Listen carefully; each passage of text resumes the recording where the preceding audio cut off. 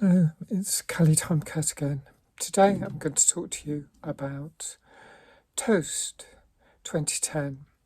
This is a television movie based on Nigel Slater's autobiographical account of his childhood, providing lots of entertaining and bittersweet details of how he became a celebrity chef.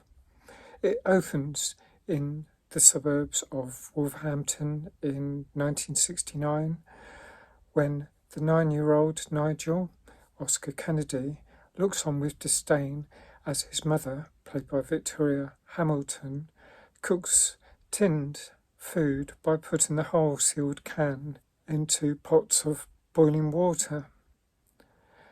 He is enchanted by Josh, Matthew McNulty, the gardener, who enthuses about the rejuvenative, life-giving qualities of nature.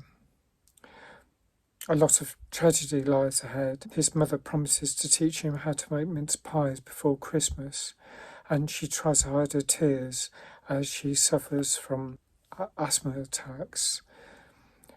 And of all the unwelcome changes that face young Nigel, the worst is likely to be the arrival of Joan, played by the wonderful Helena Bonham Carter.